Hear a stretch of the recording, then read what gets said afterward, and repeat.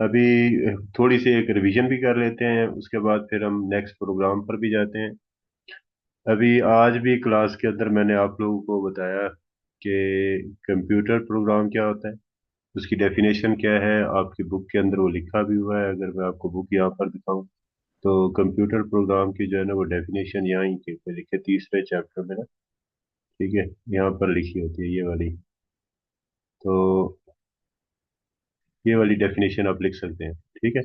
अब इसको डेफिनेशन को थोड़ा सा एक्सप्लेन भी कर देता हूँ। Computer program is a set of instructions that a computer execute to perform a specific task. हमने आपको शुरू में मैंने आपको बताया कि कंप्यूटर सिस्टम के दो पार्ट्स होते हैं। पहला पार्ट जो उसका होता है वो किसके रिलेटेड होता है, वो हार्डवेयर है, और दूसरा कौन सा है, सॉफ्टवेयर।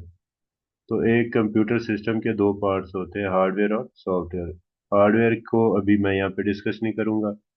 सॉफ्टवेयर की दो टाइप्स होती हैं। ठीक है। तो उस सॉफ्टवेयर की जो डेफिनेशन वो क्या है कि कंप्यूटर सॉफ्टवेयर या कंप्यूटर प्रोग्राम जो होता है वो सेट ऑफ इंस्ट्रक्शंस होता है। ठीक है, जो हम एक कंप्यूटर को देते हैं ताकि वो कोई खास किस्म का जो टास्क जो हमने उसे परफॉर्म करवाना है वो उसको परफॉर्म कर सके। क्लियर हो गया। अभी इसमें ये है कि it consist of code written in a programming language. वो जो टास्क जो हमने इंस्ट्रक्शंस देनी होती है वो किसी ना किसी प्रोग्रामिंग लैंग्वेज पे लिखी होती है। अब टाइप्स ऑफ प्रोग्राम्स होती हैं, वो होती है दो किस्म की, इंटरेक्टिव प्रोग्राम्स और बैच प्रोग्राम्स। ठीक है।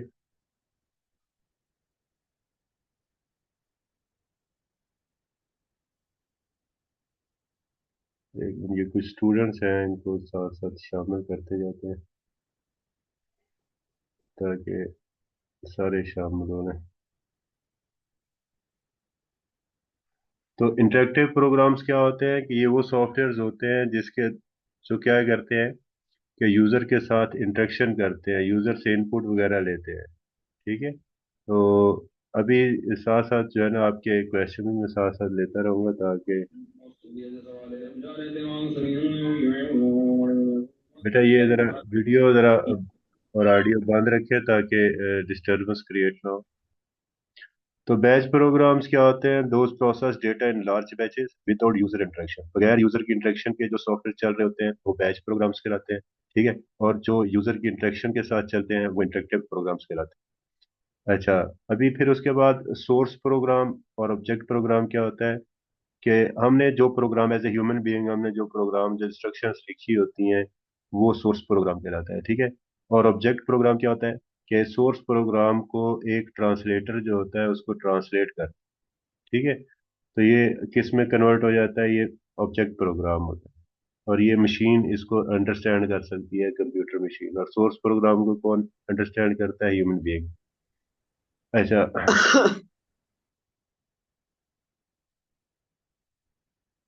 अनम्यूट देख लो बेटा, देख कैसे करते हैं। उधर बटन लगा हुआ अनम्यूट करने के लिए। लैंग्वेज ट्रांसलेटर्स क्या होते हैं, जो आपके सोर्स प्रोग्राम को ऑब्जेक्ट प्रोग्राम में कन्वर्ट करते हैं, वो सॉफ्टवेयर क्या कहलाते हैं, लैंग्वेज ट्रांसलेटर। असम्बलर भी उसमें मौजूद है, कंपाइलर भी मौजूद है, इंटरप्रेटर भी मौजूद है। ये सबका काम क्या होता है कि ये हाई लेवल लैंग्वेज को किस में कन्वर्ट करते हैं, लो लेवल लैंग्वेज के अंदर, और उसको मशीन लैंग्वेज में कन्वर्ट करते हैं। तो असम्बलर भी क्या करता है, ये मिड लेवल लैंग्वेजेस होती हैं, लो लेवल भी कहलाती है, उनको किस में कन्वर्ट करता है, मशीन। ठीक है। और जो कंपाइलर क्या करता है, हाई लेवल सोर्स कोड को किस में करता है, मशीन कोड के अंदर। उसके बाद जो इंटरप्रेटर होता है, high level source code to machine code line by line करता है। ठीक है, ये पूरे के पूरे प्रोग्राम को करता है, और ये लाइन बाय लाइन एक एक लाइन करता है। तो ये जो जो चीजें मैंने आपको पढ़ाई हुई हैं, इसलिए मैं सिर्फ एक ओवरव्यू इसलिए दे रहा हूँ ताकि अभी हम नेक्स्ट जो पढ़ने लगे हैं वो मैं आपको बताता हूँ कि कंपाइलर का और इंटरप्रेटर का जो डिफरेंस है, ये डिफरेंस क्या है। कंपाइलर क्या करता है, ये फास्ट एग्जीक्यूशन करता है। ठीक है। और ऑप्टिमाइज्ड तरीके से करता है। और इसको जो शुरू में इसका जो डिले होता है वो थोड़ा सा लॉन्गर डिले होता है, जबकि इंटरप्रेटर शुरू में तेज होता है लेकिन ओवरऑल ये स्लो है। तो easier for debugging and more flexible, ये डिबगिंग के लिए आसान है, तो इसमें कंपाइलर के अंदर क्या होता है, सारे का सारा प्रोग्राम जब डीबग होता है तो उसकी जो एरर्स होती है उसको रिमूव करने में फिर टाइम लगता है बारी बारी। इंटरप्रेटर में वो साथ साथ उसको क्या करता है, उसकी एरर्स को रिमूव करने के लिए हमें बताता है, सिंटैक्स एरर निकाल के हमें देता है। कंपाइलर कौन सी लैंग्वेज यूज होती हैं? जो सी में भी कंपाइलर यूज होता है, सी प्लस प्लस में भी, रस्ट में भी, गो में भी, और भी बहुत सारी एप्लीकेशन है, प्रोग्रामिंग लैंग्वेजेस हैं जो कंपाइलर यूज करती है। इंटरप्रेटर कौन यूज करता है? पाइथन है, रूबी है, जावास्क्रिप्ट है, ये सारी की सारी जो लैंग्वेजेस है ये इंटरप्रेटर यूज करती है। हाई लेवल लैंग्वेजेस और लो लेवल लैंग्वेजेस क्या होती हैं? हाई लेवल लैंग्वेजेस वो होती हैं जो इजियर फॉर ह्यूमन होती है to read write and understand. ठीक है। और मुश्किल होती है किसके लिए? हार्डवेयर के लिए। लेकिन लो लेवल लैंग्वेजेस जो होती हैं क्लोजर टू मशीन कोड होती हैं, ये ज्यादा कंट्रोल देती हैं हार्डवेयर का। ठीक है, जैसे असेंबली लैंग्वेज है, वो एक लो लेवल लैंग्वेज है। ठीक है, और इसको आप मिड लेवल लैंग्वेज भी बोल सकते हैं। अच्छा, उसके बाद आपने बुक में यहाँ पर पढ़ा होगा कि ये सारा प्रोग्राम के रिलेटेड था, ये सारे का सारा मैंने इसमें से जो चीज़ें अहम चीज़ें थी वो मैंने आपको यहाँ पर बता दी। ठीक है, जो अभी इस नोट्स के अंदर बताई हैं, ये इसके अंदर ये वाला बता दिया। पाइथन का ओवरव्यू इससे पहले हम कर चुके हैं।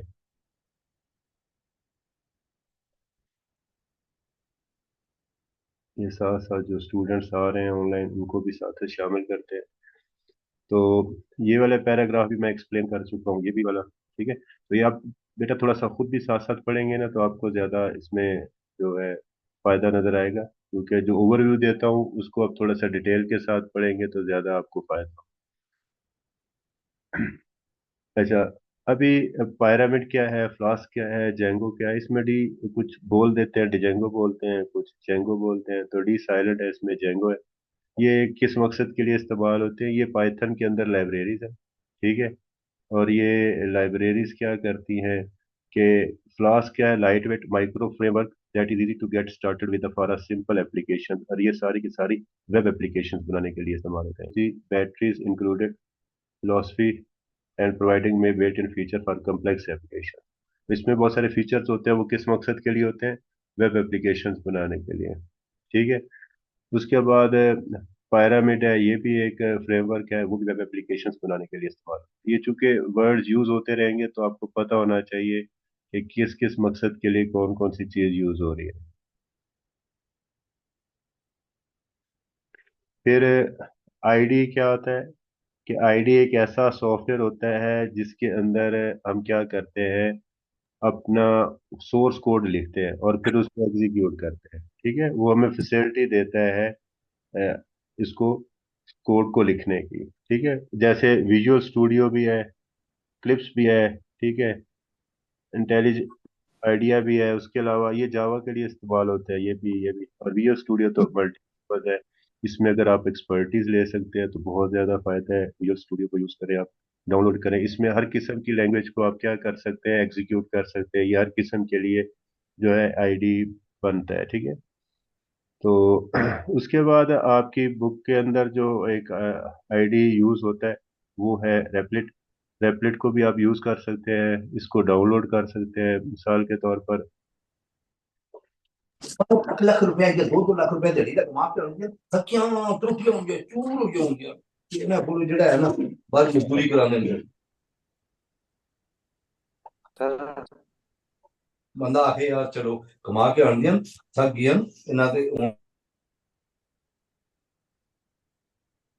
ये ऑडियो अपनी क्लोज रखा करें ताकि सब बच्चे आसानी के साथ सुन सकें। ठीक है, तो ये थोड़ा सा मैंने आपको ओवरव्यू दिया है, जो पिछला मैं पढ़ा चुका हूँ उसमें क्या करना है और क्या नहीं करना है। ये आईडी एक ऐसा सॉफ्टवेयर होता है, इंटीग्रेटेड डेवलपमेंट एनवायरनमेंट, जिसके अंदर हम अपना कोड लिखते हैं। ठीक है, मिसाल के तौर पर मैंने अभी ये कोड लिखा है। ठीक है, ये वाला कोड मैंने लिखा है, तो ये जुपाइटर नोटबुक है, इस नोटबुक को यूज किया मैंने और यहाँ पर वो टर्टल वाला जो कोड सारा मैंने लिखा और आपके एग्जीक्यूट भी करूंगा। ये बेटा इसको बंद रखें, मोबाइल इसने म्यूट करके रखें।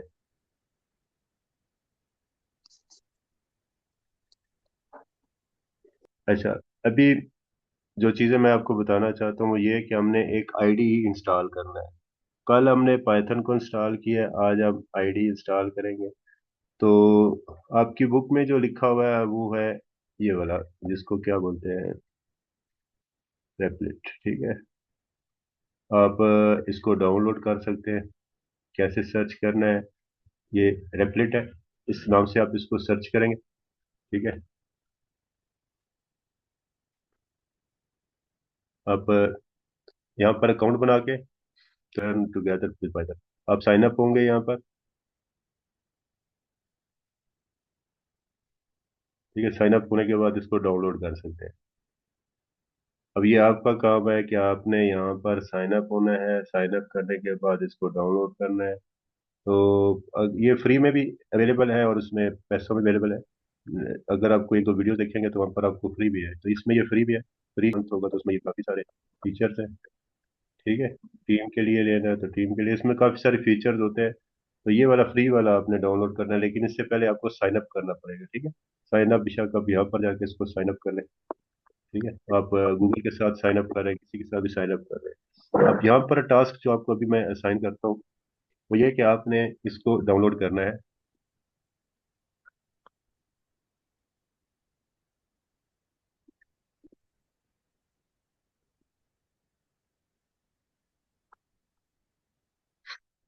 ये मैंने चूंकि अपने ईमेल के थ्रू करना है तो आपने अपने हिसाब से इसको करना है, डाउनलोड करके इसको इंस्टॉलेशन करनी है।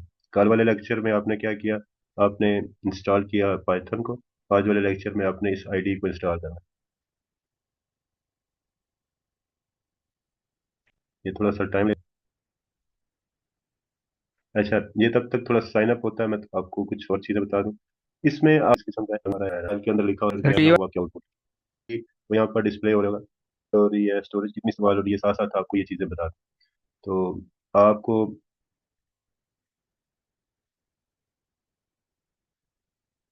आपने यहाँ पर अपनी इंफॉर्मेशन जो है वो नाम लिखना है, ठीक है।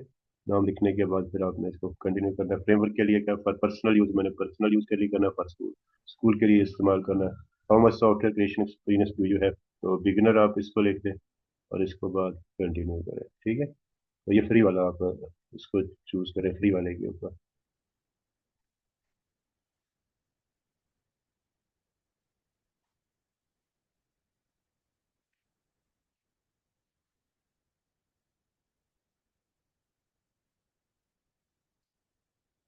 ये आप ऑनलाइन भी अब कर सकते हैं, इसको डाउनलोड करके भी कर सकते हैं। ये आपने फिर मुझे बताना है आपने इसको यूज करने के बाद, ठीक है। तो और भी इसमें जो सॉफ्टवेयर डाउनलोड करके भी कर सकते हैं। अब आपने एक और काम करना है, जो मैं भी आपको एक चीज बताने लगा हूँ। आप ये यूज कर सकते हैं, लेकिन इसके अलावा जो मैं आपको रिकमेंड करूंगा वो आप अगर करें तो ज्यादा बेहतर है कि आप यहाँ पे सीएमडी लिखें यहाँ पर, ठीक है। सीएमडी लिखने के बाद आपके सामने ये वाला आ जाएगा, ठीक है। और आपने एक कमांड यहाँ पर देनी है, और वो कमांड क्या है वो मैं आपको बताता हूँ। ये वाली कमांड पिप इंस्टॉल रिपॉजिटरी, ये वाली, ये मैं आपके ग्रुप में भी शेयर कर देता हूँ ताकि आपके लिए इशू ना हो।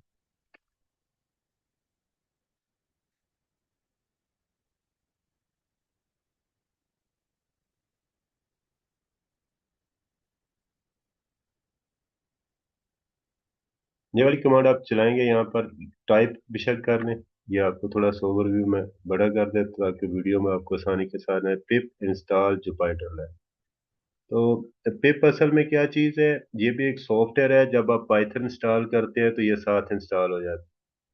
ये असल में पाइथन के रिलेटेड लाइब्रेरीज हैं या पैकेजेस को इंस्टॉल करने के लिए इस्तेमाल होता है। आप कमांड के जरिए से उसको इंस्टॉल कर सकते हैं। अब बात इस तरह है कि चूंकि मैंने इंस्टॉल किया हुआ है तो उसके लिए मुझे इशू कोई नहीं है, ये इंस्टॉल हो चुका है। देख आकर भरावां भरावां ਦੀ ਤੁਹਾਡੀ ਜਦੋਂ ਵਿਗੜ ਗਈ ਤੇ ਉਹ ਕੰਮ ਖਰਾਬ ਹੋਣਾ ਨੇ ਇਹ ਗੱਲ ਆ ਫਿਰ ਇੱਥੇ ਹੀ ਖਤਮ ਹੋ ਗਈ ਹੈ ਨਾ ਤੇ ਇਹ ਚੰਗੀ ਗੱਲ ਹੈ ਤੇ ਸਿਆਣਾ ਬਣ ਜਾ ਇਹ ਆਖ ਜਿਸ ਟਾਈਮ ਭਰਾਵਾਂ ਭਰਾਵਾਂ ਦੀ ਨਾ ਅੱਬੇ ਉਰੀ ਜਿਹੜੇ ਅੱਬੇ ਉਰੀ ਗੱਲਾਂ ਕਰਦੇ ਪੈਣ ਨਾ ਤੇ ਇਹ ਅੱਬੇ ਉਰੀ ਅਗਰ कर सकते हैं ਤੇ ਉਹਨਾਂ ਨੂੰ ਵੀ ਅੱਗੋਂ ਕੋਈ कर सकता है। इब्राहिम, इसको माइक को माइक बेटा म्यूट रखा करें। तो ये कुछ टाइम लेगा, टाइम लेने के बाद जो है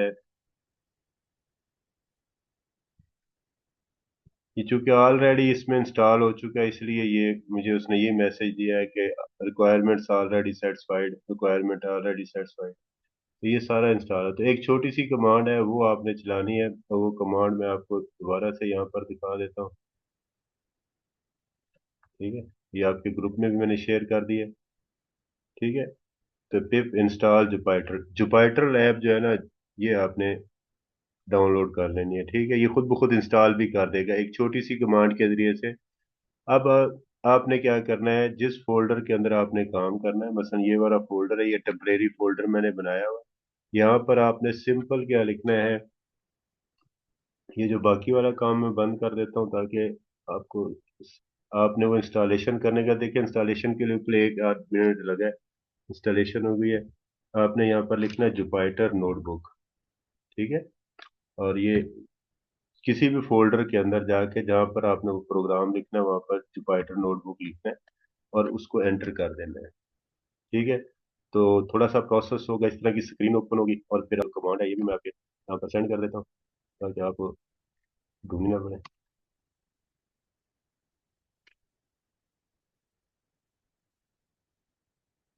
ठीक है, और जब ये स्क्रीन चलेगी यहाँ पर, इनको भी मैं बंद कर देता हूँ ताकि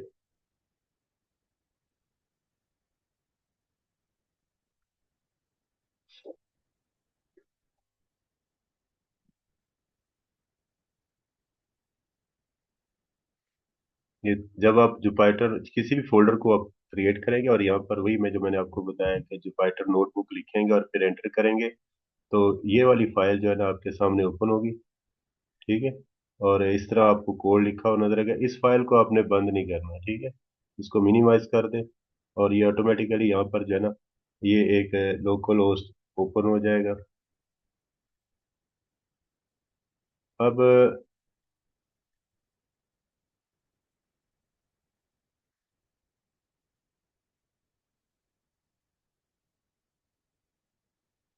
यहाँ पर आप एक नई फाइल क्रिएट कर सकते हैं। आप न्यू में जाएंगे और एक नई फाइल, ये पाइथन 3, ये वाली फाइल आपने क्रिएट करनी है।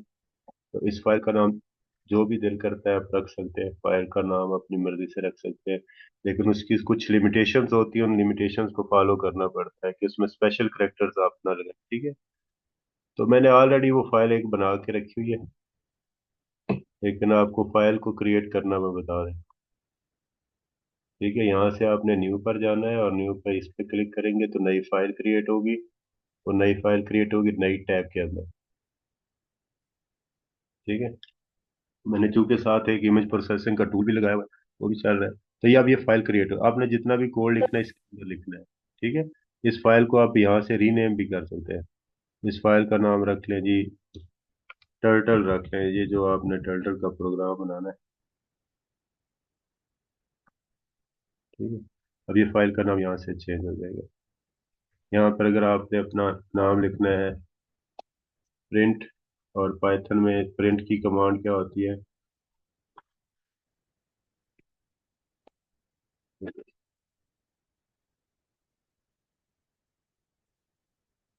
तो ये नाम उसने यहाँ पर आउटपुट शो कर दी। ठीक है, तो इसके अलावा एक और तरीका भी है कि आप अपना कोड लिख सकते हैं, लेकिन मैं आपको जुपाइटर नोटबुक पे लेके आऊंगा ताकि आपके लिए आसानी हो। एक तो ये फ्री है, ये अंदर है, ये आपकी बुक है। ठीक है, इसके अंदर लिखा हुआ है। ठीक है, अब इस कोड को मैंने एग्जीक्यूट करना है, तो देखिए मैं कैसे करता हूँ। ठीक है, ये कोड सारा मैंने यहाँ पे टाइप कर लिया है। ठीक है, और इसको मैंने यहाँ पर इसको रन किया है, ये वाला रन लिखा हुआ है, इसको पहले कोड को रन किया। ये अब यहाँ पर देखें, यहाँ पे स्टार लग गया है। अब इसके बाद क्या होगा कि स्क्रीन इसकी नजर आएगी। ये देखिए अभी थोड़ी देर तक स्क्रीन नजर आएगी, ये देखिए ये वाली स्क्रीन नजर। ठीक है, और ये सर्कल बना हुआ नजर आएगा। तो आप एक एक लाइन को भी एग्जीक्यूट कर सकते हैं, और उसके अलावा आप क्या कर, पूरा कोड लिख के भी कर सकते हैं। ठीक है, इसको मैं क्लोज कर देता हूँ ताकि,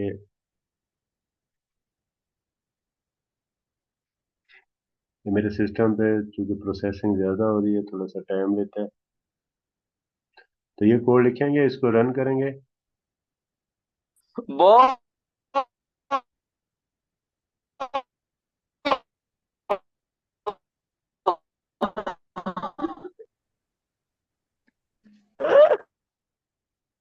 ना बेटा ना, अगर ये बीच में इंटरप्ट कर जाता है तो फिर आप इसको रीस्टार्ट कर सकते हैं इसके कर्नल को, ताकि आपका कोड जो है ना वो साफ नजर आए।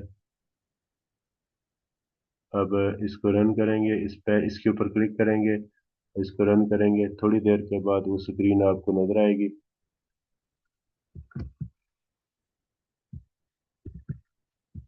लेकिन थोड़ा सा टाइम लगेगा, अभी ये वेटिंग पर है, आपके पास वो जल्दी आ जाएगी।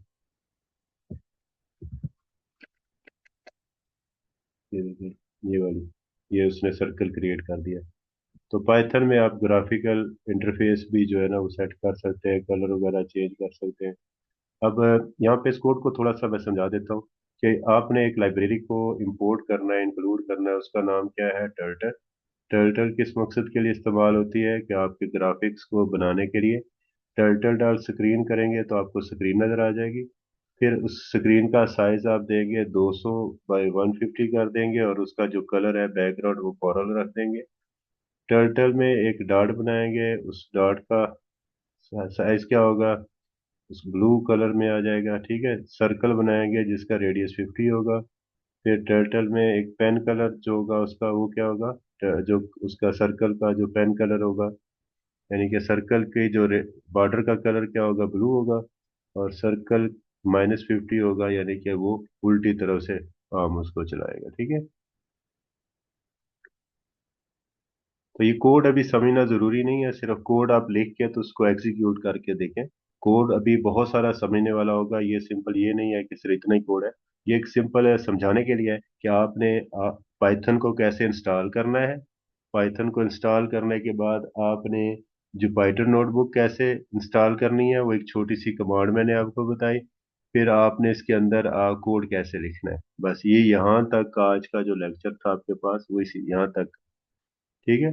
इसी तरह आप जो बकिया कोड है इसके अंदर ये वाला एक कोड है, इसको चला के देखें, ठीक है। इसके अलावा ये वाला कोड है, ये सारे का, इसमें लाइन नंबर नहीं लिखनी है आप, ये लाइन नंबर नहीं लिखनी है आप, ठीक है। ये ना कि आप लाइन नंबर लिखते रहे, और ये लाइन नंबर नहीं लिखना आपने। पहले ये वाली लाइन टाइप करनी है, फिर ये उसको रन करके देख ले, ठीक है। फिर दूसरी लाइन लिखी है, फिर रन करके देखना है, फिर तीसरी और फिर ये देखिए कि ये तस्वीर कैसे बन रही है। क्लियर हो गया। इसको एग्जीक्यूट करके आपने देखना है। मेरा भी यहाँ तक का जो काम था वो इसी के लिए था। लेकिन जब आप एक दफ़ा इसको कर लेंगे तो फिर मैं आपने एक और ये काम करना है कि इसके रिलेटेड ना वो सारी चीज़ें बता रहा है कि टर्टल स्क्रीन क्या कर रही है, इम्पोर्ट टर्टल क्या है, ये जो हमने लिखे हैं टर्टल स्क्रीन, ब्लैक क्या चीज़ है, सर्कल की कमांड किसके लिए है, ये ब्लू का वर्ड क्यों यूज हो रहा है इसके अंदर, ये जैसे ये ब्लू का वर्ड इस्तेमाल हुआ, आपने इसको एक दफा पढ़ लेना है, ठीक है। अभी आज मैंने सिर्फ आपको ये कोड नहीं समझाया, मैंने अभी आपको सिर्फ और सिर्फ ये बताया कि आपने कोड लिखना कैसे और टाइप करके उसको एग्जीक्यूट कैसे। तो हम स्टेप बाय स्टेप चल रहे हैं, अभी मैं आपके सामने वो तमाम स्टेप रिवाइज कर देता हूँ ताकि आपके लिए आसानी हो, फिर हम इसको क्लोज करते हैं। पहला स्टेप क्या है कि आपने पाइथन को इंस्टॉल करना है। वो जो पिछली वीडियो में मैंने आपको बताया कि पाइथन को कहाँ से इंस्टॉल करना है, कहाँ से डाउनलोड करना है और फिर इंस्टॉल कैसे करना है। फिर उसके बाद आपने एक जुपिटर नोटबुक जो है ये इंस्टॉल करनी है, इसको इंस्टॉल करने का तरीका मैंने आपको इस वीडियो में बता दिया। फिर उसके बाद आपने सिंपल कोई प्लस माइनस का कोई कर दें या ये वाला कोड लिख के, ठीक है, या ये वाला कोड लिख के चला के एक दफ़ा चेक कर लें। कोड को समझाना बाद की बात है, कोड मैं आपको बाद में समझाऊंगा। तो अभी ये बिल्कुल स्टेप बाय स्टेप आपने चलना हो, लेकिन ये बुक में आपने ये पढ़ना भी है कि ये टर्टल किस मकसद के लिए इस्तेमाल हो रहा है, इसकी कमांड्स कौन कौन सी हैं। ये मैं बाद में अगले लेक्चर में आपको एक्सप्लेन भी करूंगा, ठीक है। ये तमाम कमांड्स जो है आपको अगले लेक्चर में एक्सप्लेन भी करूंगा। यहाँ तक आपने इसको पढ़ के रखना है, यहाँ तक पेज नंबर बहुत 1, ठीक है। पेज नंबर 103 तक इसको आपने पढ़ के रखना है। अभी मैं चेक कर लेता हूँ।